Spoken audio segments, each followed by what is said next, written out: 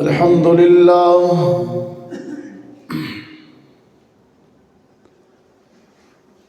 لله وحده والصلاة والسلام على من لا نبي بعده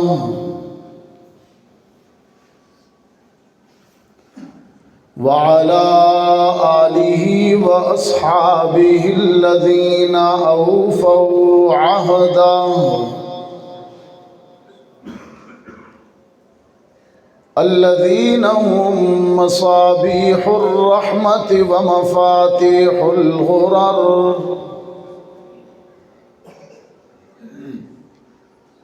أعوذ بالله من الشيطان الرجيم بسم الله الرحمن الرحيم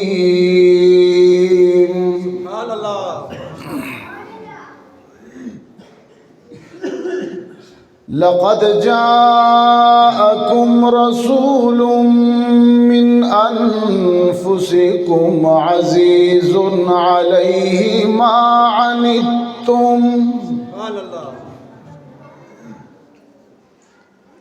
حريص عليكم بالمؤمنين رؤوف رحيم.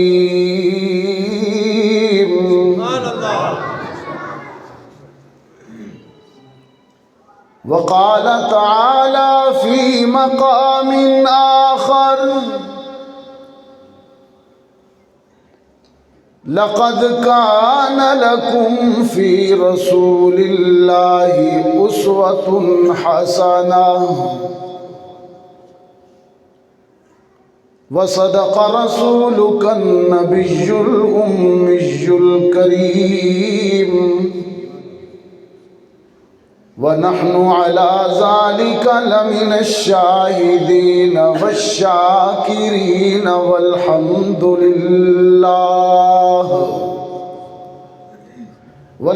لله رب العالمين.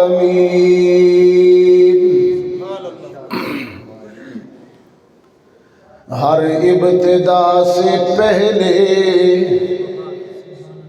ہر انتہا کے بعد ذات نبی بلند ہے ذات خدا کے بعد. ہر ابتدا سے پہلے ہر انتہا کے بعد ذات نبی بلند ہے ذات خدا کے بعد. دنیا میں احترام کے قابل ہیں جتنے لوگ میں سب کو مانتا ہوں مگر مصطفیٰ کے بعد. اللہم صلی علی محمد وعلی آل محمد کما صلیت علی ابراہیم وعلی آل ابراہیم انک حمید مجید. اللہم بارک علی محمد وعلی آل محمد کما بارکت علی ابراہیم وعلى آل إبراهيم إنك حميد مجيد. واجب التکریم حضرت اقدس حضرت مولانا مفتی عبد الواجد صاحب دام ظلہ، حضرات علماء کرام، محترم بزرگوں، عزیز نوجوان دوستو، عزیز طلباء کرام، آج 8 دسمبر 2023 ہم یہاں جامع مسجد ابراہیم صدیق اکبر کالونی راولپنڈی میں جمعۃ المبارک کی نماز کی ادائیگی سے قبل قرآن حکیم سے تلاوت شدہ آیات کا مفہوم و ترجمہ سمجھنے کے لیے جمع ہوئے، رب العزت ہم سب کی حاضری کو قبول فرمائے۔ ایک صحابی سے فرمایا، ایک آیت قرآن کی سمجھ کر پڑھ لینا یا سن لینا 100 رکعت نفل عبادت سے بہتر ہے۔ یہاں مجھے خصوصی طور پر حکم فرمایا حضرت مفتی عبدالواجد صاحب نے، گزشتہ کچھ ماہ قبل وقت دیا تھا، لیکن چونکہ انسان ہے حاضر نہ ہو سکا، تو اس کے بدلے میں پھر آج کی یہ ترتیب طے ہوئی۔ اللہ تعالیٰ نے کرم فرمایا، اس کی توفیق شامل حال ہوئی اور ہم اپنے وعدے کو پورا کر کے یہاں مل بیٹھے ہیں۔ دل بہت خوش ہوا، جامع مسجد ابراہیم کی وسعتوں کو دیکھ کر اور اس کی خوبصورتی کو دیکھ کر، جس انداز سے بڑے کھلے اور روشن ماحول میں آپ نے اللہ کا یہ گھر تعمیر کیا۔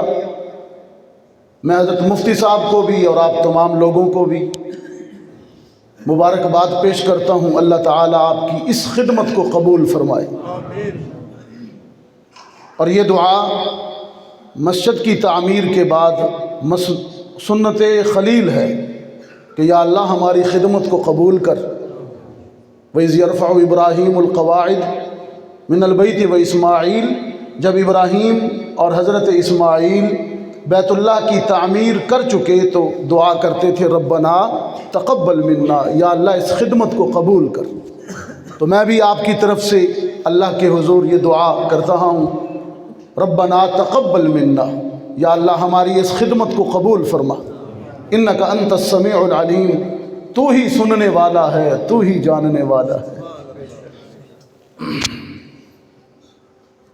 آیات بینات کی تلاوت ابھی جو خطبہ میں آپ حضرات کے سامنے کی، عام طور پر آپ دیکھتے رہتے ہیں اور سنتے رہتے ہیں، اس امت کا ایک اعزاز ہے کہ اس امت نے اپنے رسول سے، اپنے نبی سے جتنی محبت اور جتنا پیار کیا، پہلی امتوں نے اپنے نبیوں سے اتنی محبت نہیں کی۔ یہ اعزاز ہے اس امت کا۔ لیکن راولپنڈی کے دوستوں، ایک منفرد بات یہ ہے کہ یہ محبت جو امت اپنے رسول سے کر رہی ہے، حتیٰ کہ آپ دیکھتے ہیں کہ اتنا سینسیٹیو معاملہ ہے ذات رسالت کا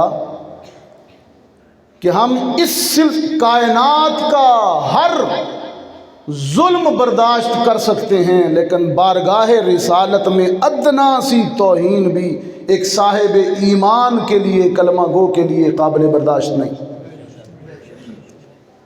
یہ اپنے رسول کے متعلق ہم مسلمانوں کا رویہ ہے، یہی تو ہمارا سرمایہ ہے، یہی تو ہماری کل کائنات ہے، متاع حیات ہے کہ ہم اپنے رسول سے، اپنے قائد سے بہت پیار کرتے ہیں۔ اور اس کی ابتدا رسول اللہ صلی اللہ علیہ وسلم سے محبت کرنے والوں کی ابتدا حضرات صحابہ اکرام و اہل بیت عظام نے فرمائی۔ اس امت کے اولین لوگ وہ تھے۔ دیکھیں نا جی، کہتے ہیں کہ گھر میں جو بڑا ہوتا ہے اولاد میں، باقی چھوٹے اسی کے نقش قدم پر چلتے۔ حضرات صحابہ اکرام نے، حضرات اہل بیت عظام نے رسول اللہ صلی اللہ علیہ وسلم سے اس قدر محبت فرمائی، اس قدر پیار کیا کہ وہ سلسلہ امت میں آج تک جاری ہے اور قیامت تک چلتا رہے گا۔ آپ اندازہ کیجئے، ایک مثال عرض کرتا ہوں۔ حضرت ماریہ قبطیہ رضی اللہ تعالی عنہا رسول اکرم صلی اللہ علیہ وسلم کی حرم ہیں، زوجہ مطہرہ ہیں، ام المومنین ہیں۔ آپ کا بیٹا فوت ہو گیا، حضرت ابراہیم حضور علیہ الصلوۃ والسلام کا۔ تو حضرت ماریہ اپنے بیٹے کو یاد کر کے بہت روتی ہیں۔ نبی اکرم صلی اللہ علیہ وسلم نے جب دیکھا کہ حضرت ماریہ اپنے لخت جگر ابراہیم کو یاد کر کے بہت روتی ہیں، تو انہیں دلاسا اور حوصلہ دینے کے لیے فرمایا، ماریہ اگر غم بہت زیادہ ہے، یہ وہی بیٹا ہے جس کے انتقال پر ایک مشرک نے تانا مارا تھا کہ محمد کی تو نرینہ اولاد نہیں ہے، ان کا نام و نشان مٹ جائے گا۔ تو حق تعالی شانہ نے اپنے آخری پیغمبر کی تسلی کے لیے قرآن کریم میں سورہ کوثر نازل فرمائی، انا اعطیناک الکوثر۔ اے پیغمبر، آپ کا بیٹا حضرت ابراہیم فوت ہو گیا، ہم اس کے بدلے میں آپ کو کثرت سے صحابہ جیسے بیٹے عطا کرنے والے۔ انا اعطینا، ایک مفہوم الکوثر کا یہ بھی ہے، انا اعطیناک الکوثر، ہم کثرت سے آپ کو صحابہ جیسے بیٹے عطا کرنے والے ہیں۔ فصل لربک وانحر، آپ بھی نماز میں اور قربانی میں حق ادا کیجئے، عبادت کا حق ادا کیجئے۔ ان شانیک هو الابتر، بے نام و نشان تو آپ کا دشمن ہوگا۔ یہ بیٹا جس کے انتقال پر سورہ کوثر نازل ہوئی، اس کی ماں حضرت ماریہ قبطیہ رضی اللہ تعالی عنہ بہت روتی ہیں یاد کر کے۔ نبی اکرم صلی اللہ علیہ وسلم نے فرمایا، ماریہ اگر بیٹے کو بہت یاد کرتی ہو، غم دل سے اترتا نہیں ہے، اگر تم چاہتی ہو تو میں اللہ سے درخواست کرتا ہوں وہ تیرے بیٹے کو جنت میں کھیلتا ہوا تجھے کھلی آنکھوں سے دکھا دے، کہ تو پردے ہٹ جائیں گے، تو اپنی کھلی آنکھوں سے اپنے نور نظر کو، لخت جگر کو جنت میں کھیلتا ہوا دیکھے گی، پھر تجھے سکون محسوس ہو جائے گا۔ حضرات صحابہ اکرام، صحابیات کا، ازواج مطہرات کا ایمان دیکھیے۔ عرض کرتی ہیں اللہ کے رسول، میں وعدہ کرتی ہوں آپ سے، میں وعدہ کرتی ہوں آپ سے کہ آج کے بعد نہیں روؤں گی، آنسو نہیں بہاؤں گی، آج کے بعد آنسو نہیں بہاؤں گی، آپ مجھے دکھی نہیں دیکھیں گے، کیونکہ آپ نے میرے غم کی بنیاد پر یہ پیشکش کی۔ حضرت ماریہ قبطیہ نے بعد میں مدینے کی عورتوں کو بتایا کہ مجھے میرے سرتاج محمد عربی امام الانبیاء صلی اللہ علیہ وسلم کی طرف سے یہ پیشکش ہوئی تسلی کے لیے کہ تجھے تیرا بیٹا جنت میں کھیلتا دکھا دیتے ہیں۔ میں نے کہا نہیں اللہ کے رسول، اب نہیں روؤں گی، اب غمزدہ نہیں ہوں گی۔ مدینے کی عورتوں نے کہا، ماریہ چانس تھا، کیوں مس کیا؟ اچھا موقع تھا، کیوں ضائع کیا؟ تو درخواست کرتی، رحمت عالم تجھے ان دنیاوی آنکھوں سے تیرا مرحوم بیٹا جنت میں کھیلتا ہوا دکھاتے، اور فرش زمین پر تو یہ اعزاز پا لیتی کہ امت کی وہ واحد خاتون جس نے دنیاوی آنکھوں سے جنت کو دیکھا۔ ہاں، حضرت ماریہ قبطیہ رضی اللہ تعالی عنہا نے عشق و ایمان، عقیدے اور ایمان سے بھرے ہوئے لہجے میں جواب دیا مدینے کی عورتوں کو، میں درخواست کرتی تو یقیناً وہ مجھے دکھا دیتے، لیکن میں نے درخواست اس لیے نہیں کی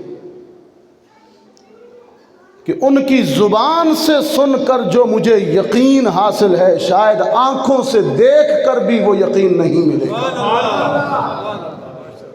اور میں اپنے ایمان بالغیب کو مشاہدے میں نہیں بدلنا چاہتی۔ یہ صحابہ ہے۔ میں اپنے ایمان بالغیب کو مشاہدے میں نہیں بدلنا چاہتی۔ پھر تو میں نے دیکھ لیا نا، پھر مجھے اجر غیب پر ایمان لانے کا تو نہیں ملے گا نا، تو مشاہدہ ہو گیا۔ صحابہ اکرام اس درجے کا ایمان رکھتے تھے زبان رسول پر اور نطق نبوت پر۔ یہ پیار ہے، محبت ہے۔ آپ کو وہ منظر بھی یاد ہوگا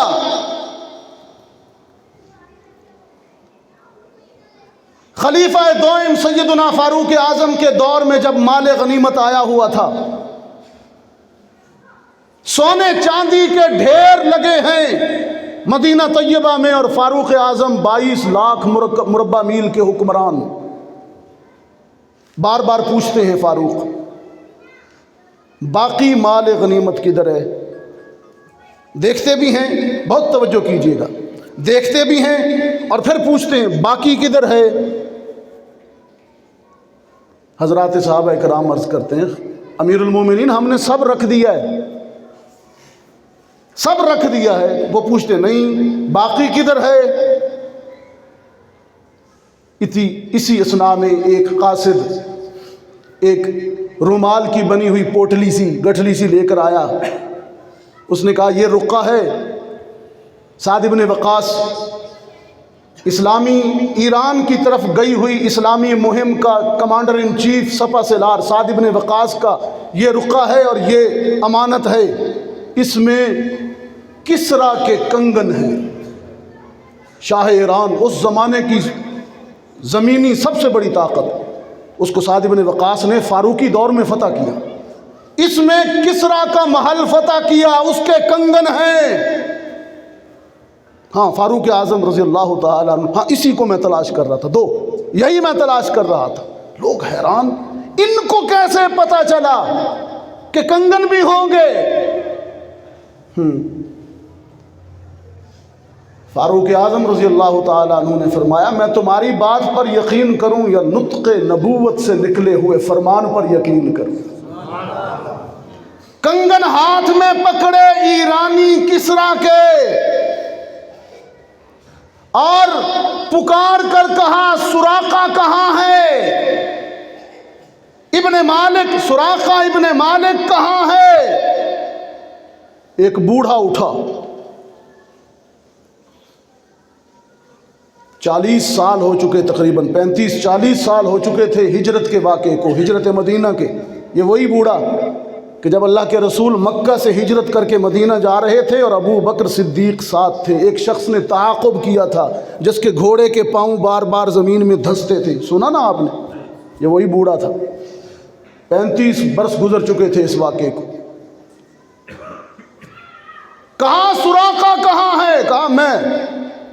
کہا آؤ سراقہ، اگرچہ یہ کنگن ایران کے سونے کے بنے ہوئے ہیں اور سونا پہننا مردوں پر حرام ہے اسلام میں، لیکن ایک مرتبہ تو پہن کہ میرے نبی کا فرمان سچا ثابت ہو جائے۔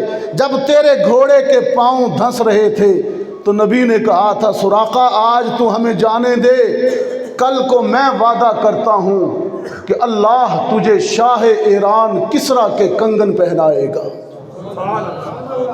اٹھ پہن، تاکہ نطق نبوت سے نکلا ہوا ایک ایک فرمان سچا ہو جائے۔ صحابہ اکرام کا ایمان ہے، یہ فاروق اعظم ہے، صدیق اکبر اس سفر میں ساتھ ہیں۔ میں کہتا ہوں یہ اعزاز بھی میرے آقا کا ہے کہ ان کے صحابہ اکرام میں ایک ایک فرد اتنے گہرے ایمان والا ہے، اتنے عظیم کردار والا ہے کہ ہیروں کے، جواہرات کے، سونے چاندی کے پہاڑ اتنے قیمتی نہیں ہیں جتنا حلقہ رسالت کا ایک ایک صحابی وزنی اور قیمتی۔ صدیق کا مقابلہ کون کرے، فاروق کا مقابلہ کون کرے؟ کسی رسول کو، کسی نبی کو اس طرح کے چاہنے والے نہیں ملے۔ وہ کہا نہ کسی نے اپنی نجات سمجھ کر حضرات صحابہ کرام کی بارگاہ میں عقیدت پیش کرتا ہوں۔ صحابہ کرام کو خراج تحسین پیش کرتا ہوں کہ جسے ایک پل کی رفاقت ملی ہے، رفاقت صحبت، حضرات صحابہ کرام کو ایک پل کی بھی صحبت مل گئی، ایک لمحے کے لیے بھی رخ رسالت کو کسی نے ایمان والی نظروں سے دیکھ لیا تو وہ پوری کائنات سے سب سے زیادہ قیمتی ہو گیا۔ یہ صحابی کا مقام ہے، یا اہل بیت کا مقام ہے کہ جسے ایک پل کی رفاقت ملی ہے، یہ سب کائنات اس کے قدموں پڑی ہے۔ جسے ایک پل کی رفاقت ملی ہے، یہ سب کائنات اس کے پاؤں پڑی ہے۔ اور جو پہلو میں آقا کے سویا ہوا ہے، خدا جانے رتبے میں کتنا بڑا ہے۔ ایک صحابی کا مقام تو یہ ہے جس نے ایک لمحے کے لیے رخ نبی کو ایمان کی حالت میں ایک نظر دیکھ لیا، وہ پوری کائنات سے قیمتی ہو گیا۔ لیکن جو روضہ رسول میں محمد عربی کے ساتھ سوئے ہوئے ہیں اور قیامت تک سوئے رہیں گے، ان کا مقام اور رتبے کی بلندی کا کیا عالم ہوگا۔ صحابہ کرام، ہاں، اور جسے میرے آقا نے پرچم تھمایا، بدر کے دن علی المرتضیٰ رضی اللہ تعالیٰ عنہ کو کیا تھمایا؟ مسلمانوں کا پرچم دیا، فرمایا علی یہ پرچم آج کے دن یہ پرچم تم اٹھاؤ۔ جسے میرے آقا نے پرچم تھمایا، اسے کائناتوں کا مولا بنایا۔ اسے کہا یہ تو مولا ہے، من کنت مولاہ فعلی مولاہ۔ جسے میرے آقا نے پرچم تھمایا، اسے کائناتوں کا مولا بنایا۔ اور جسے سیدی نے مصلی دیا ہے، خدا جانے رتبے میں کتنا بڑا ہے۔ ہم روضے میں سوئے ہوئے کی عظمت کو بھی مانتے ہیں، اور کیا کعبہ میں بیت اللہ میں پیدا ہونے والی کی عظمت کو بھی مانتے ہیں۔ اہل بیت عظام اور صحابہ کرام دونوں اسلام کے چہرے کا حسن ہیں۔ جس طرح انسان کے چہرے کا حسن دو آنکھیں ہیں، اسلام کے چہرے کا حسن اہل بیت اور صحابہ کرام۔ ہم سب کی عظمتوں کو مانتے ہیں، سب بڑے، انہوں نے اپنے رسول سے محبت کی ہے۔ لیکن میرا عنوان یہ ہے، عجیب بات یہ ہے راولپنڈی کے دوستو، عجیب بات یہ ہے کہ یہ محبت جو امت نے اپنے رسول سے کی ہے یک طرفہ نہیں ہے بلکہ دو طرفہ ہے۔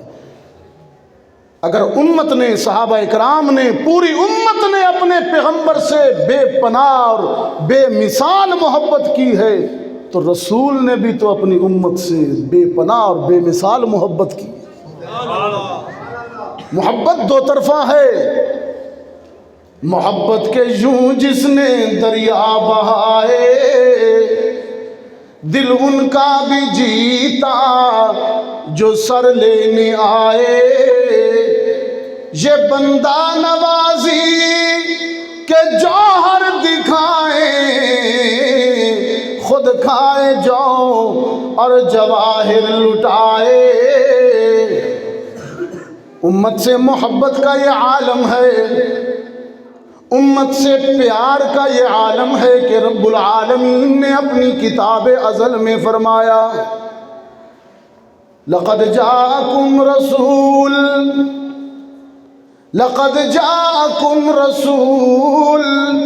من انفسکم عزیز علیہ ما عنتم حریص علیکم بالمؤمنین رؤوف رحیم۔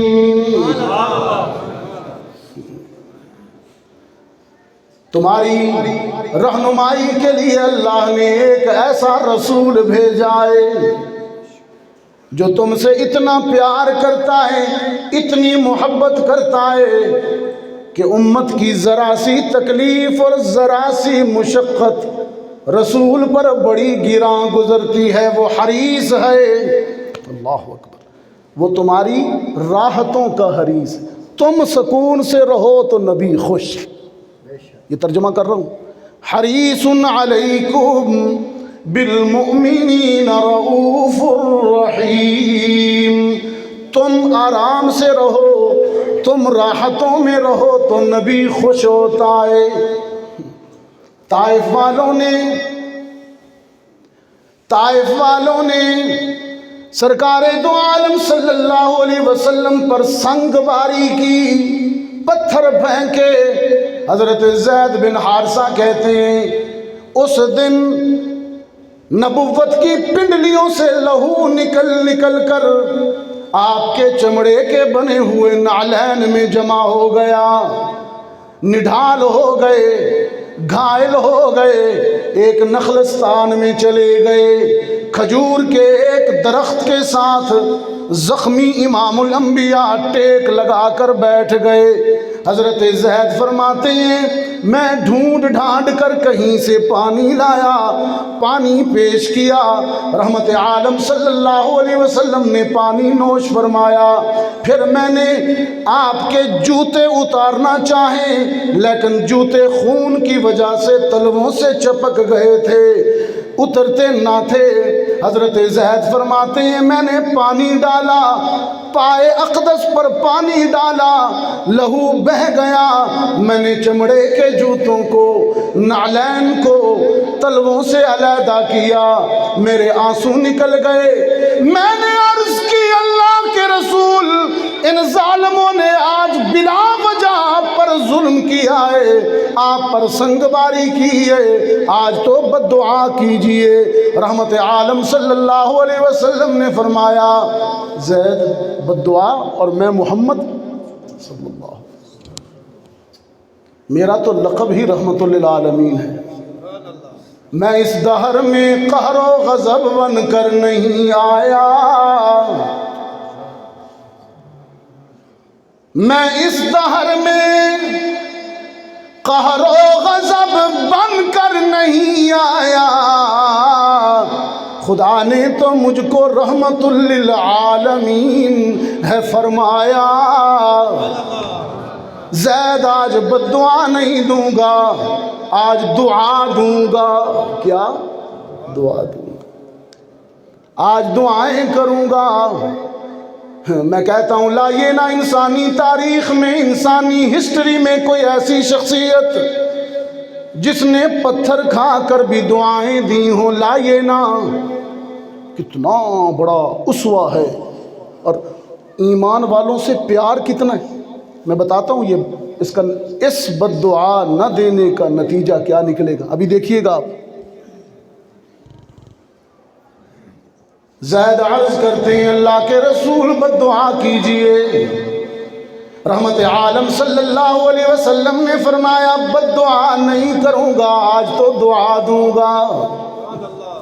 اور دعا دی، الہی اللہم اہد قومی فإنہم لا یعلمون۔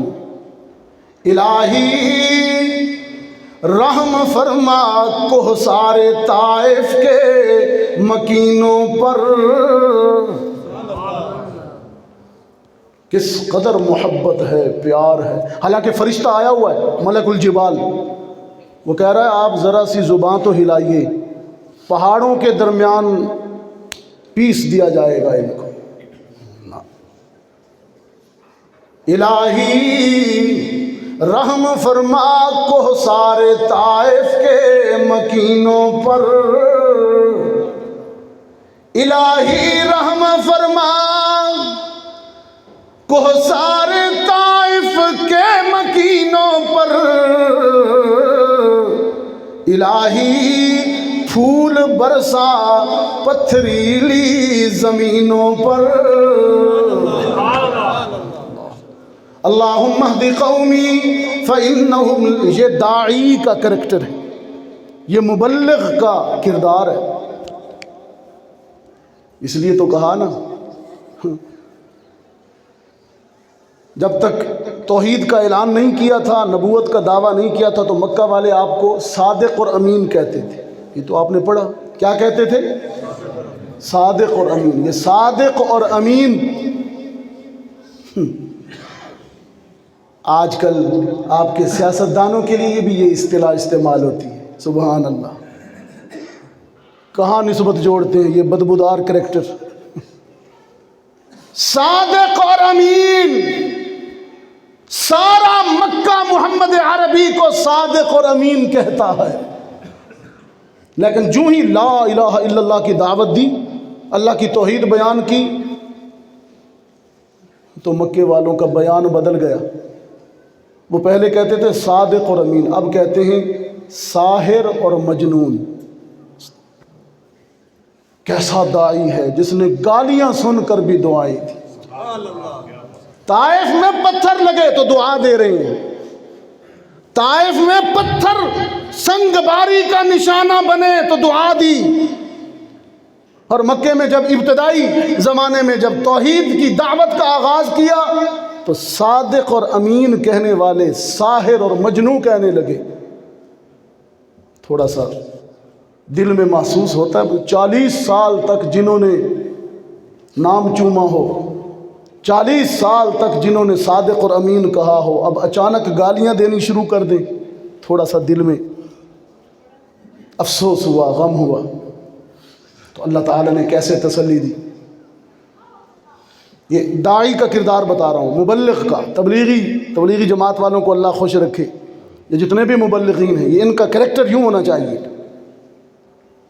تھوڑی سی دل میں بات آئی کہ یہ تو مجھے پہلے صادق کہتے تھے، امین اب کہتے ہیں مجنون، پاگل، نعوذ باللہ۔ تو اللہ نے تسلی کیسے دی اپنے پیغمبر کو؟ یہ کبھی کبھی پڑھا کریں تو جھوم جایا کریں۔ رب العالمین نے فرمایا نون والقلم وما یسطرون۔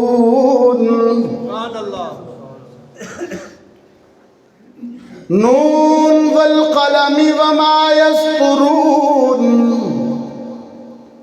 ما انت بنعمت ربک بمجنون وَإِنَّ لَكَ لَأَجْرًا غَيْرَ مَمْنُونٍ وَإِنَّكَ لَعَلَىٰ خُلُقٍ عَظِيمٍ۔ میرے پیغمبر میں عرش بری سے 2 قسمیں کھا کر، میں عرش بری سے 2 قسمیں کھا کر قلم کی قسم، سطروں کی قسم گواہی دیتا ہوں، اعلان کرتا ہوں۔ والقلم وما یسطرون، میرے پیغمبر قلم کی قسم، تحریروں کی قسم، یہ مکہ والے آپ کو مجنون کہتے ہیں، میں عرش والا گواہی دیتا ہوں کہ آپ مجنون نہیں ہیں۔ کتنا بڑا اعزاز ہے، قسمیں کھا کر، قسمیں کھا کر، قسمیں کھا کر، جیسے ہمیں کوئی یقین دلائے نا، اللہ کی قسم میں یہ نہیں کہتا تیرے بارے میں۔ اللہ کتنا پیار ہے، دیکھیے نا، نون والقلم وما یسطرون ما انت بنعمت ربک بمجنون۔ میں قلم اور سطروں کی قسم کھا کر اعلان کرتا ہوں آپ مجنون نہیں ہیں۔ خداوندہ یہ تو کہتے ہیں، یہ تو رب العالمین نے فرمایا انہیں کہنے دیجئے، انہیں کہنے دیجئے یہ اپنا کام کریں گے تو اپنا کام کر، یہ گالیاں دیں گے تو صبر کر۔ ان کی گالیوں پر میرے پیغمبر جب تو صبر کرے گا تو میں عرش بری سے وعدہ کرتا ہوں کہ تیرے لیے نہ ختم ہونے والا اجر لکھ دوں گا۔ وَإِنَّ لَكَ لَأَجْرًا غَيْرَ مَمْنُونٍ، تیرا اجر تو ختم نہیں ہوگا اور تیرا تو مقام بھی صبر ہے۔ میرے پیغمبر تیرا تو مقام بھی صبر کرنا ہے کہ وَإِنَّكَ لَعَلَىٰ خُلُقٍ عَظِيمٍ۔ اس پوری دھرتی پر کسی کو بھی ہم نے ایسا خلق نہیں دیا جیسا خوبصورت اخلاق محمد عربی کو دیا ہے۔ تیرے اخلاق کی کیا بات، تیرے خلق کی کیا بات ہے میرے پیغمبر۔ ہم نے تو آپ کو مبعوث ہی اچھے اخلاق اور حسن اخلاق کی تکمیل کے لیے کیا ہے۔ یہ بھی تیرا خلق ہے میرے پیغمبر، یہ بھی تیرا کریکٹر ہے، یہ بھی تیری اپنی امت سے محبت ہے کہ جنگ احد کے بعد جب 70 صحابہ شہید ہو گئے، مدینے کے ہر دوسرے تیسرے گھر میں یتیم بچے تھے، سرکار دو عالم صلی اللہ علیہ وسلم نے ایک باپ کو بلایا، صحابی کو بلایا اور فرمانے لگے دیکھ تیرا بیٹا مدینے کے یتیموں کے ساتھ کھیلتا ہے، میں تجھے حکم دیتا ہوں جب تیرا بیٹا یتیموں کے ساتھ کھیل رہا ہو تو اپنے بیٹے کو جب آواز دے کے بلایا کر، تو اپنے بچے کو بیٹا کہہ کے نہ بلانا، یا بنیا یا ابنی کہہ کر نہ بلانا، بلکہ نام لے کر بلایا کر، اس لیے کہ جب تو یتیموں کے ساتھ کھیلتے ہوئے اپنے لختے جگر کو بیٹا کہہ کر بلائے گا تو باپ ہے، تیرے لہجے میں شفقت ہوگی، تیرے لہجے میں پیار ہوگا، اور ساتھ کھیلنے والے یتیموں کو بھی اپنا باپ یاد آ جائے گا۔ اور یتیمی میں کتنا درد ہے، یتیمی میں کتنا سوز ہے، یہ محمد سے بہتر کون جانتا ہے۔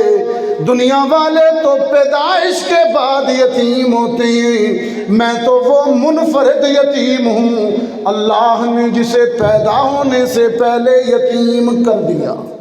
الم یجد کا یتیما فآویٰ، یہ خلق رسول ہے، انسانیت سے کتنا پیار، کتنا احساس۔ اور والدین کے متعلق فرمایا، والدین کے متعلق فرمایا کوئی بیٹا یا بیٹی اپنے بوڑھے باپ اور بوڑھی ماں کا دل نہ دکھائے، کیونکہ جب بوڑھی ماں جوان اولاد پر دکھی ہو کر آنسو بہاتی ہے خدا کا عرش بھی ہل جاتا ہے۔ سرکار دو عالم صلی اللہ علیہ وسلم کا اپنا خلق یہ ہے، ماں کے متعلق اپنا اسوہ یہ ہے کہ فتح مکہ کے بعد جنگ حنین کے موقع پر جب آپ حوازن اور بنو سعد کے علاقے میں تشریف لے گئے، صحابہ سے فرمانے لگے یہ تو وہی جگہ ہیں جہاں بچپن میں میں اپنی رضائی ماں حلیمہ سعدیہ کے ہاں بکریاں چرایا کرتا تھا، ذرا جاؤ پتہ کرو سیدہ حلیمہ سعدیہ حیات ہیں یا چل بسی۔ حضرات صحابہ اکرام دوڑے، ادھر نبی اکرم صلی اللہ علیہ وسلم اپنے خیمہ میں بیٹھ کر اپنی بوڑھی ماں کا انتظار کر رہے ہیں۔ حضرات صحابہ فرماتے ہیں کچھ دیر بعد جناب حلیمہ سعدیہ چلتی ہوئی بوڑھے قدموں کے ساتھ تشریف لا رہی ہیں۔ رحمت عالم نے دور سے سیدہ کو دیکھا، پہچان گئے اور فوراً دوڑ کر آگے بڑھے، دست بوسی کی، ہاتھوں کو، ماں کے ہاتھوں کو بوسہ دیا اور کندھوں سے چادر رحمت اتاری، نبوت اور رسالت والی چادر اتار کر زمین پر بچھا دی اور اپنی ماں حلیمہ سے فرمایا میری چادر پہ بیٹھ جائیے۔ بوڑھی حلیمہ اپنے بیٹے محمد عربی کی بچھائی ہوئی چادر، اعزازی چادر پر بیٹھی۔ سرکار دو عالم صلی اللہ علیہ وسلم نے دودھ کا پیالہ منگوایا اور دودھ کو کھجوروں سے میٹھا کیا اور دودھ کا نبیذ تمر بنانے کے بعد نبوت والے ہاتھوں سے اپنی بوڑھی ماں کو دودھ پلایا۔ ہے تو امام الانبیاء۔ آج بیٹا کیا کہتا ہے؟ ماں ذرا کہہ دے نا بچہ میرے پاؤں میں درد ہے دبا دے۔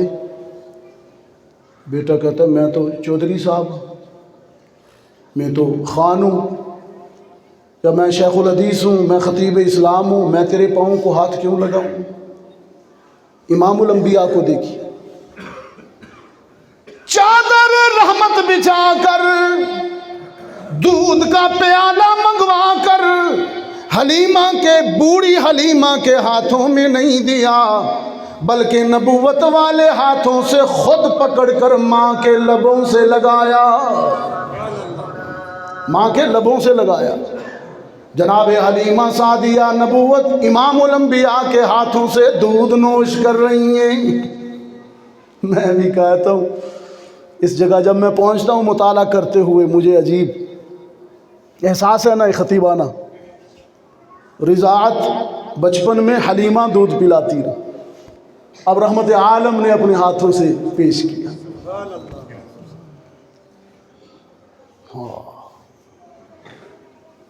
ہے تو امام الانبیاء، ہے تو نبیوں کا امام، مرتبہ اتنا بڑا ہے کہ ساتوں آسمان نیچے رہ گئے تھے، 1.25 لاکھ انبیاء اور رسول بھی نیچے رہ گئے تھے، جبریل امین بھی سدرہ پر رک گیا تھا کہ میرے پاؤں، میرے پر جلتے ہیں۔ ساتوں آسمان نیچے، 1.25 لاکھ انبیاء بھی نیچے، جبریل امین بھی رک گیا، اور مقام و مرتبے کی بلندی کا یہ عالم ہے کہ وہ ورائے فلک 7 فلک چلا گیا، وہ ورائے 7 فلک چلا گیا، جہاں نہ کوئی نبی گیا، نہ کوئی ملک گیا، نہ کوئی بشر گیا، قاب قوسین اللہ کے قرب پر اور عرش معلیٰ کی بلندیوں پر محمد عربی پہنچے ہوئے ہیں۔ اتنا بلند مقام، اتنا بلند مقام، نوجوانوں سے کہہ رہا ہوں اتنا بلند مقام، لیکن جب بوڑھی ماں سامنے آئی تو سراپا ادب بن کر، سراپا ادب بن کر، تصویر احترام بن کر امام الانبیاء نے چادر بچھائی، حلیمہ کو بٹھایا، اپنے ہاتھوں سے دودھ کا پیالہ بوڑھی ماں کے لبوں سے لگایا اور فرمایا کہ ہلاک ہو جائے، تباہ ہو جائے وہ نوجوان اولاد جو ماں کا دل دکھائے۔ کیا تم جانتے نہیں ہو ماں کی اولاد کے لیے محبت کا احترام تو خود عرش والے نے بھی کیا ہے۔ کچھ کہنا چاہ رہا ہوں آپ سے، توجہ کیجیے گا۔ اولاد کے لیے محبت میں بے چین رہنے والی ماں کا تو تو عرش بری پر رب بھی احترام کرتا ہے۔ کیسے؟ رب العالمین نے فرمایا ہاجرہ آج تو اسماعیل کی محبت میں دوڑ رہی ہے، کبھی صفا پر کبھی مروہ پر، میں عرش بری پر اپنی ربوبیت کی قسم کھا کر اعلان کرتا ہوں، تیرے دوڑنے کی ادا کو قیامت تک کے لیے عبادت بنانے لگا ہوں۔ حاجی دوڑیں گے، حاجی خدا بندہ یہ کیوں دوڑتے ہیں؟ رب العالمین نے فرمایا یہ اس لیے دوڑتے ہیں کہ ایک ماں تڑپتے ہوئے پیاسے بیٹے کے لیے دوڑی تھی، رب العالمین نے اس کی دوڑ کو ہمیشہ کے لیے عبادت بنا دیا۔ تیرا اپنے پیاسے بیٹے کے لیے بے چین ہو کر بے قرار ہو کر دوڑنا مجھے اتنا اچھا لگا، مجھے اتنا پسند آیا۔ آج تو ہاجرہ اکیلی دوڑ رہی ہے، میں عرش بری پر اپنی ربوبیت کی قسم کھا کر اعلان کرتا ہوں، سارے زمانے کو قیامت تک یوں ہی دوڑاتا رہوں گا۔ سارا زمانہ دوڑے گا۔ ہاجرہ دوڑی ہے اسماعیل کے لیے، رحمت عالم سراپا ادب بن کر بیٹھے ہیں بوڑھی حلیمہ کے سامنے، اور جوان بیٹا کیا کہتا ہے؟ ماں کو کہتا بوڑھی، ہاں سفید بالوں کا تو وہ بھی حیا کرتا ہے، سفید بال یہاں ہوں باپ کے یا یہاں ہوں ماں کے، سفید بالوں کا تو وہ بھی حیا کرتا ہے، لیکن میرا نوجوان بیٹا یا بیٹی حیا نہیں کرتی۔ مجھے بتایا گیا پردے میں مستورات بھی سماعت کر رہی ہیں، میں اپنی بیٹیوں کو بھی کہتا ہوں دنیاوی زندگی میں سب سے بڑی نعمت ماں باپ ہیں، بالخصوص ماں۔ ایک صحابی نے عرض کی اللہ کے رسول مجھ پر سب سے زیادہ حق کس کا ہے؟ رحمت عالم نے فرمایا تیری ماں کا۔ وہ کچھ دیر بیٹھ گیا، کچھ دیر بعد پھر کھڑا ہوا، کہا اللہ کے رسول اس کے بعد مجھ پر سب سے زیادہ حق کس کا ہے؟ آپ نے فرمایا تیری ماں کا، 2 مرتبہ۔ وہ بیٹھ گیا، اس نے پھر تیسری مرتبہ سوال کیا، آپ نے پھر یہی کہا تیری ماں کا۔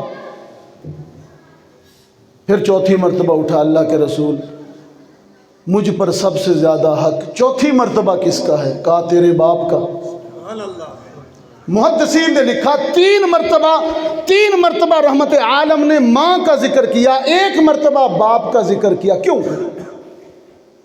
بتا دوں، یاد رکھیں گے اولاد کی خدمت کے سلسلے میں 3 خدمتیں ایسی ہیں جو صرف ماں کرتی ہے، باپ نہیں کرتا۔ حمل کی خدمت تھوڑی خدمت ہے، ولادت کی خدمت وہ درد وہ تکلیف، رضاعت کی خدمت 2 سال تک شیر خارگی، جب تو کچھ کھا نہیں سکتا وہ اپنا وجود پگھلا پگھلا کر تیرے وجود میں اڑیلتی ہے، بہت بوڑھی ہو جاتی ہے، کہنا ہو جاتی ہے، بوسیدہ ہو جاتی ہے، تیری رگوں میں جوانی بھر دیتی ہے۔ ماں ہے، یہ ماں ہے، یہ ماں ہے، وہ خود موت کی طرف جاتی ہے، اپنا وجود گھول کے تیرے معدے میں ڈالتی ہے، تجھے جوان کرتی ہے۔ اس لیے رحمت عالم صلی اللہ علیہ وسلم نے ایک مرحلے پر تو ماں کے نافرمان بیٹے اور بیٹی کو بد دعا دے دی، ماں کے نافرمان بیٹے اور بیٹی کو بد دعا دے دی، اور عجیب انداز میں دے دی۔ فرمایا رغم انفہ ثم رغم انفہ ثم رغم انفہ، اس کی ناک خاک آلود ہو، یہ بد دعائیہ جملہ 3 مرتبہ کہا۔ کسی نے اس کو منظوم کیا، وہ پڑھتا ہوں حدیث کا ترجمہ منظوم کیا کہ ایک دن حلقہ اصحاب میں نبی نے یہ لفظ، یہ حدیث یہ ترجمہ کر رہا ہوں، ایک دن حلقہ اصحاب میں نبی نے یہ لفظ دہرائے 3 بار کہ ناک اس کی کٹ گئی۔ اصحاب نے یہ عرض کی کہ وہ بدبخت کون ہے توقیر جس کی حضرت باری میں گھٹ گئی۔ ارشاد یوں ہوا کہ وہ فرزند ناخلف، ارشاد یوں ہوا کہ وہ فرزند ناخلف، گھر جس کے جنت آئی اور آ کے پلٹ گئی۔ ماں باپ کا بڑھاپے میں جس کو نہیں خیال، اس بد نصیب کی قسمت الٹ گئی۔ یہ خلق رسول ہے میرے آقا کا۔ جمعۃ المبارک کے وقت کا ایک کمزور پہلو یہ بھی ہوتا ہے کہ بات پوری نہیں ہو سکتی اور وقت پورا ہو جاتا ہے، کمزور پہلو ہے۔ تو انشاءاللہ مجھے جیسے میں نے گفتگو کے ابتدا میں عرض کی، اللہ آپ کی اس خدمت کو قبول فرمائے۔ مجھے بڑا اچھا لگا، بڑا کھلا آپ نے اللہ کا گھر بنایا۔ ابھی میں دیکھ رہا تھا روشن بھی ہے، ہوادار بھی ہے۔ اللہ تعالیٰ جس طرح آپ نے اس کا گھر کھلا بنایا، اللہ تعالیٰ آپ کا مقدر اور آخرت بھی اسی طرح وسیع کر دے۔ اللہ تعالیٰ میری حاضری کو قبول فرمائے۔ وآخر دعوانا الحمدللہ رب العالمین۔ سنتیں ادا کر لیجیے۔